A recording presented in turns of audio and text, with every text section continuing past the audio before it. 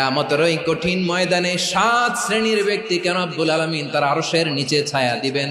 তার মধ্যে প্রথম শ্রেণীর ব্যক্তি হলো ইমামুন আদিল, যে ইনসাফের সাথে বিচার করে, যে জাস্টিস সমাজে সার্ভ করে, যে সুশাসন নিশ্চিত করে, ওই ইমামুন আদিল। আদিল শব্দটা বুঝছেন না? ইন্নাল্লাহা ইয়া'মুরু বিল আদল, পাইছেন?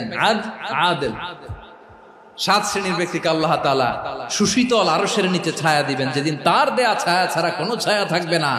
এর প্রথম হচ্ছে ইমামুন আদিল, ন্যায়পরায়ণ শাসক। চিল্লায় বলেন সুবহানাল্লাহ।